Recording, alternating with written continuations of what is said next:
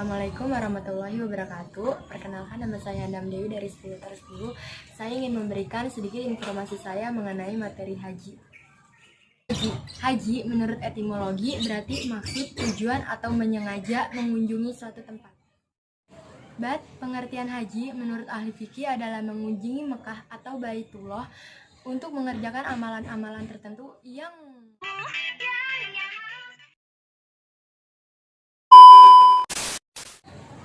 menurut ahli fikih, haji adalah mengunjungi Baitullah atau Ka'bah untuk mengerjakan amalan-amalan tertentu pada tempat dan waktu yang telah ditentukan.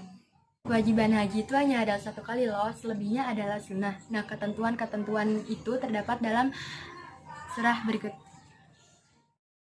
Siapa yang haji dan tidak berkata kotor dan berbuat fasik, maka akan keluar dosa-dosanya seperti hari dilahirkan dari ibunya. Syarat-syarat haji itu ada 5 loh. Yang pertama itu Islam. Yang kedua itu berakal sehat. Orang gila tidak diwajibkan untuk berhaji. Yang ketiga itu balik atau sudah dewasa. Yang keempat itu adalah merdeka. Hamba saya yang sudah berhaji, maka ketika ia merdeka hendaknya mengerjakan ibadah haji lagi.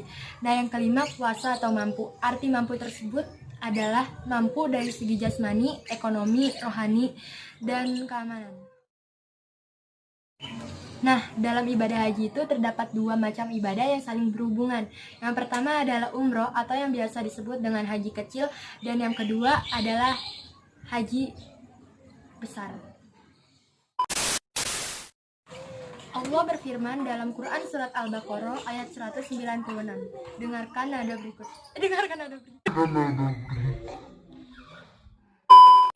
Allah berfirman dalam Quran surat Al-Baqarah ayat 196. Dengarkan lantunan ayat berikut.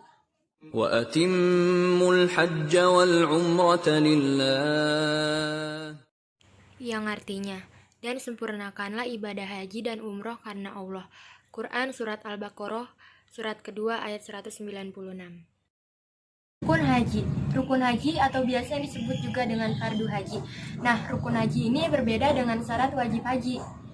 Jika salah satu rukunnya tidak dipenuhi, maka hajinya tidak sah dan harus mengulang di tahun depan. Rukun haji itu ada 6. Yang pertama adalah ihram. Ihram adalah berniat memulai mengerjakan haji atau umroh dan mengerjakan keduanya sekaligus. Yang kedua adalah wukuf di Arafah. Yang ketiga adalah tawaf. Tawaf adalah mengelilingi Ka'bah sebanyak 7 kali. Dalam pelaksanaan tawaf, seorang jamaah haji atau umroh tidak perlu berniat sendiri dan karena sudah terkandung dalam ihram.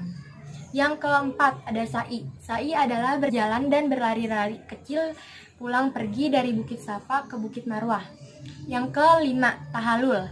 Tahalul adalah mencukur atau menggunting rambut kepala sebagai tanda telah bebas dari larangan haji atau umroh. Dan yang keenam, yang terakhir adalah tertib. Tertib mendahulukan yang semestinya dari rukun-rukun tersebut. Maksudnya adalah mendahulukan ihram dan rukun-rukun lain. Yang ketiga adalah wajib haji. Wajib haji itu berbeda dengan rukun haji. Kalau rukun haji itu tidak boleh membayar dengan dam atau denda. Wajib haji adalah perbuatan yang wajib dilakukan selama pelaksanaan haji.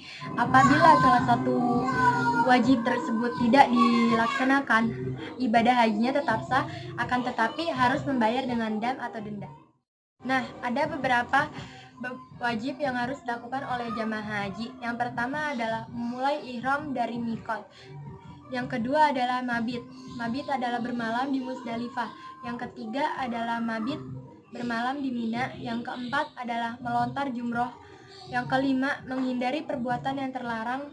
Yang keenam adalah tawaf wadak atau perpisahan bagi mereka yang akan meninggalkan Mekah. Yang keempat ada sunnah haji. Perbuatan sunnah selama pelaksanaan ibadah haji adalah 1. Membaca talbiyah. Yang kedua, membaca salawat atas Nabi. Yang ketiga, tawaf kudum dilakukan pada saat umroh. Yang keempat, memasuki Baitullah melalui pintu Hijr Ismail. Yang terakhir itu ada larangan-larangan dalam melaksanakan ibadah haji. Yang pertama adalah larangan bagi laki-laki yang memakai pakaian yang berjahit. Yang kedua, memakai tutup kepala bagi laki-laki seperti topi. Yang ketiga, menutup muka atau kedua telapak tangan bagi wanita. Nah, yang keempat, memakai wangi-wangian atau parfum bagi laki-laki ataupun perempuan.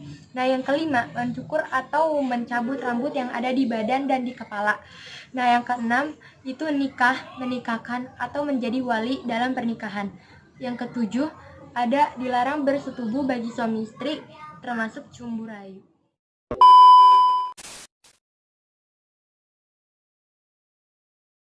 لبيك اللهم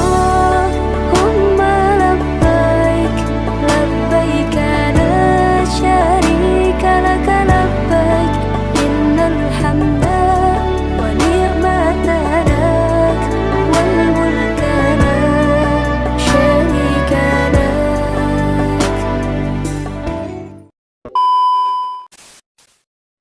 Nah, gitu aja sedikit materi yang saya berikan. Kurang lebihnya saya mohon maaf. Wassalamualaikum warahmatullahi wabarakatuh.